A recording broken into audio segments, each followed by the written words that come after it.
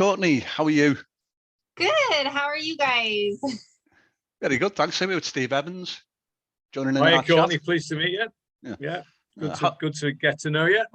Yeah, I'm excited to be here. I'm so glad for the offer to be on the show with you guys. No, it's a pleasure. Thanks for taking up the offer. How's life in Idaho? Good. It's getting a little springy, Yeah. so that's nice. We get harsh winters, and now it's wet and muddy, but with looking forward to spring. Okay, Hey, same here. We're having a cracking day today, though, aren't we? It's Yeah. been really sunny all day and about 16, 17 degrees. So Hmm. it feels almost like summer, even though it's in the early part of spring, you know. Yeah. Yeah, it's kind of a tease when you get days like that, and then the next day is really crappy. Yeah, tell me about it. We Yeah. normally get lots of crappy days here. Yeah, we do. It's officially spring in the UK next week, I think, or in the next couple of days. I think for us it's tomorrow. Is it? Yeah. Well, I'm a teacher. I teach kindergarten. And I used to write years ago, and I kind of took a 9-year break and came back to it. I've got 4 kids and 3 cats and a dog, a busy household. Yeah, it's I don't feel like I'm very interesting or exciting most of the time. I have a hard time coming up with things to say about myself, but yeah, that's Sounds like you've got your hands full then with 4. Are they 4 young children? No, 2 of them are older. Yeah. I've got 3 at home, 17, 7, and 5. Okay. Wow. Yeah. You know what? I was just only saying the other day, actually, you look too young Yeah. to have Both said. 4 kids and all that. I was Thank like, you. I'm Yes, amazed. yeah. I'll actually be 40 this year. Wow. So Really? I did start young. I think I wrote my first book when I was like 18, and I did a little bit of writing after that. And then, like I said, I took a break, and I think it's hard to write when you have young kids. It's really hard. It wasn't until my youngest turned 4 that I really felt like, okay, he doesn't need me quite as much. And I can sit down and do something for myself. Okay. And I found a little bit of time doing that to be able to do that. How did you connect with the publishing company? Did you send off a speculative letter? Did you send them a sample of your writing? Yeah, so I think they asked for like the first chapter and a synopsis of the book. They were just, looking for books, and I figured, why not give it a shot? I actually published my first one, A Werewolf in Women's Clothes, through a different publisher, and that's who A Life with Beasts is coming through. So that's DX Faro Publishing. And I don't know why I felt like I needed to just kind of vary my my publishing experience, but I felt like it would probably be better for me to try, different publishers.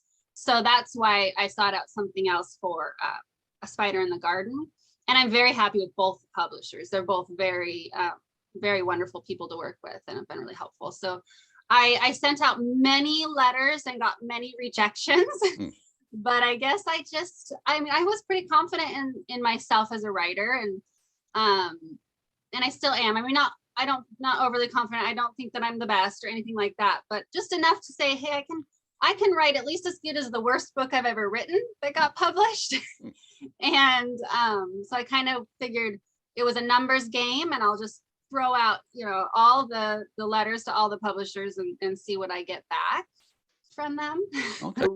You're saying you teach in kindergarten and all that, but one of my questions was going to be, are you full-time writing? But clearly you can't do if you're actually teaching as well. So how do you manage the balance of that? Do you find it difficult, like especially with having 4 kids, three animals, and et cetera, et cetera?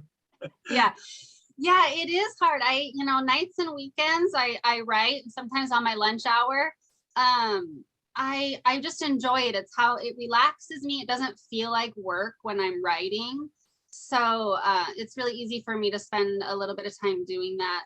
I'd love to be a full-time writer someday. That's definitely the goal, but I do enjoy my job. So it's not hard to do both at this point. Okay. Can you give us a breakdown, a quick maybe 2-minute synopsis of both of the novels that are out at the moment? So a life with, or I'm sorry, Werewolf in Women's Clothes. Yep. It is about a woman who doesn't know she's a werewolf. So she's kind of the werewolf. She got bit as a child, and it just kind of stayed in her body for years. It had to be triggered by something, and so she walks in on her boyfriend cheating on her, and that triggers the wolf. And she turns into a werewolf, and she kills her boyfriend and the girl he's cheating on her with, and then she runs because she thought, I just murdered 2 people. I'm out of here.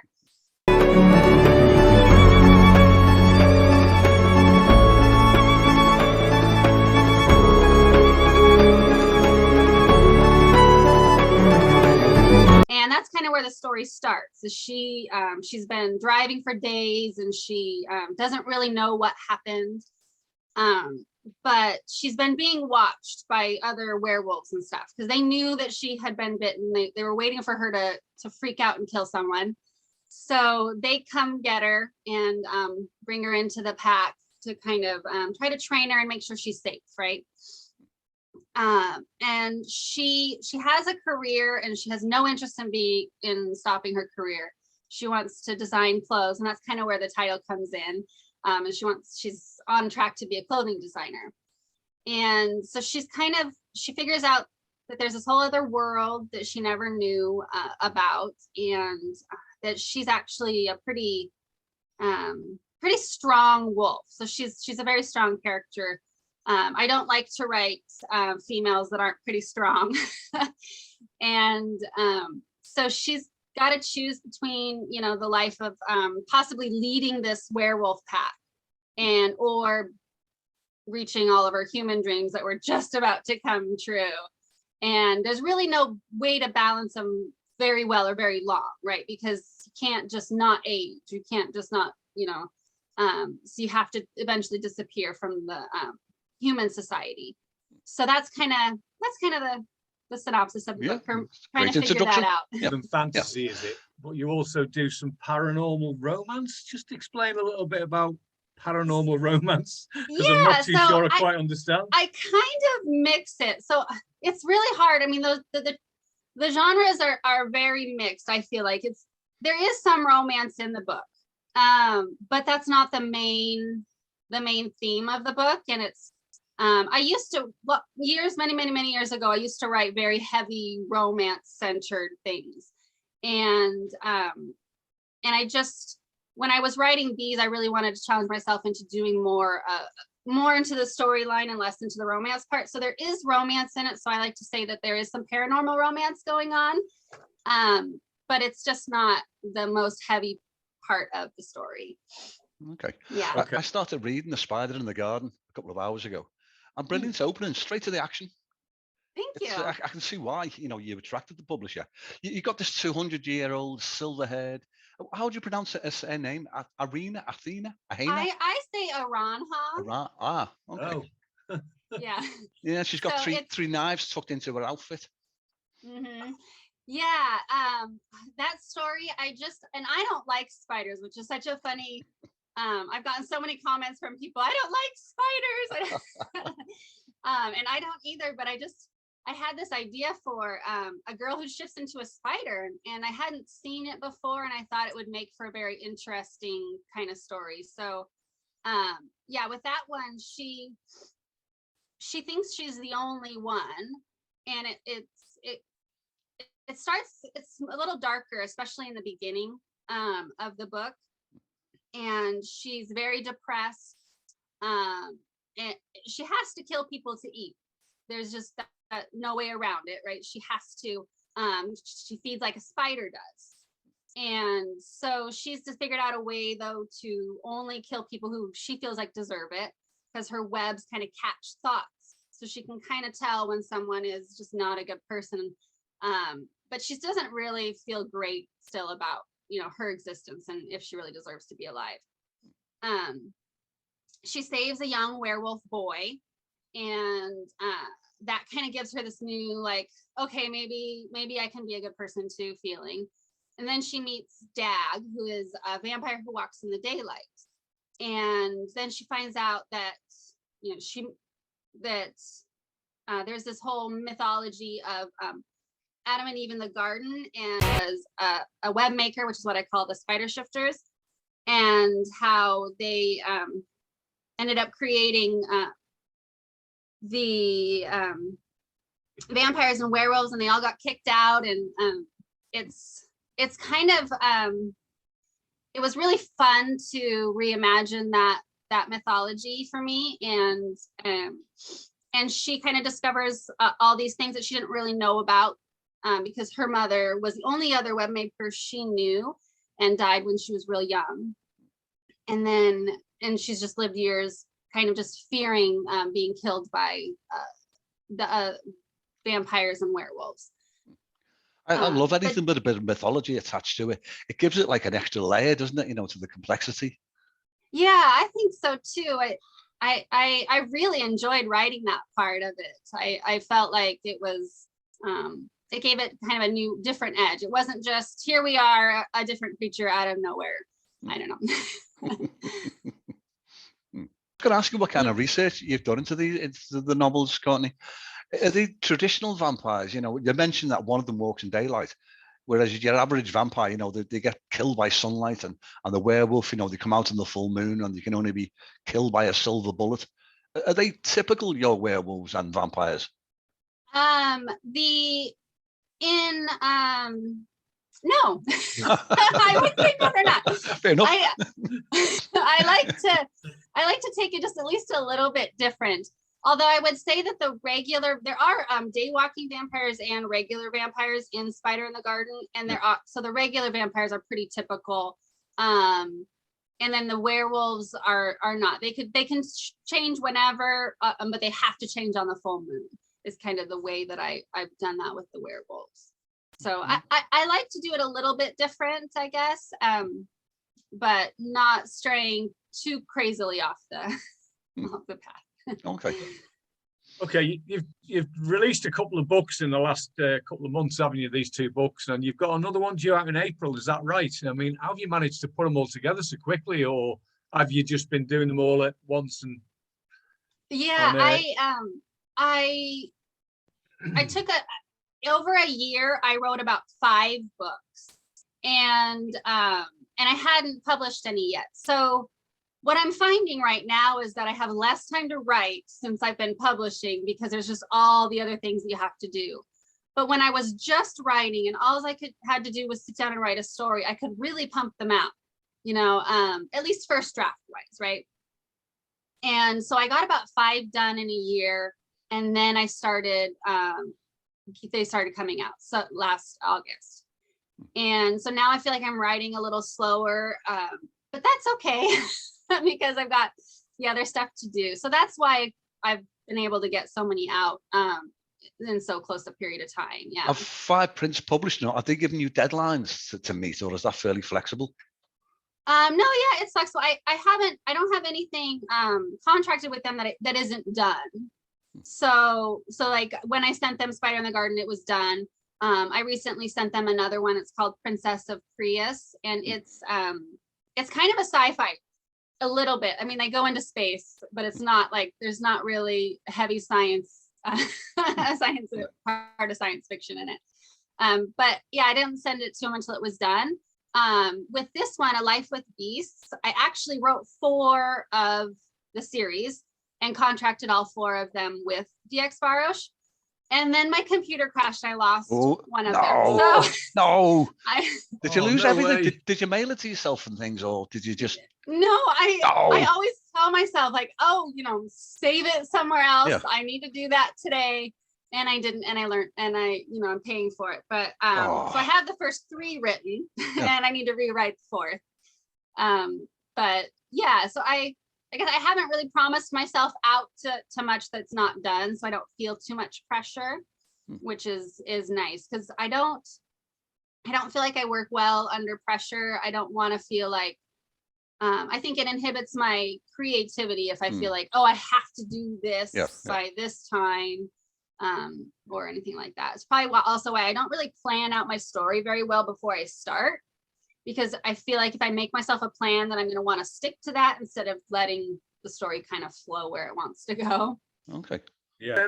Obviously, your books are for sale on Amazon. Whereabouts? What other outlets are your books on? Because obviously in America, so you'll have a different outlets from what we have in the UK. Yeah, I've got them in well, a couple local places here in town, but also Barnes and Noble sells them, and I think that's about it. I mean, anywhere that ebooks are sold, I think they're on there. Yeah. But as far as like in person, it's Barnes and Noble, and then a couple local places is all. Yeah. Courtney, can I ask about your writing voice? You mentioned before that you don't have like a big outline. You know, you sort of, as though you let the story take it where it needs to go. Do you find that your characters sort of come alive? They sort of make decisions themselves?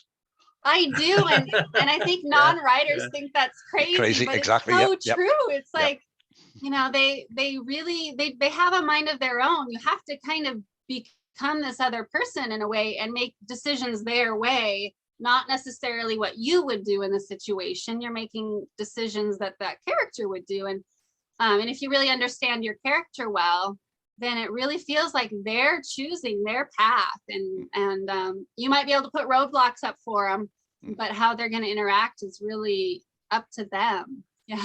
Do you tell other people that who are non-writers? Do you get like a strange look, or do you just keep it to yourself? Yeah, they just think, they're like, oh, okay. Crazy. Yeah, there's like, it's not exactly voices in my head, but it's you know, a movie playing in my mind that I'm creating, I guess. Yeah. Do you know, I was chatting sorry, Steve, go on. No, I was just going to say, so what other things influence how you write then? Is there other novelists come into it, or screenwriters, or is it just your characters maybe influence you in your book, or is it something else as well?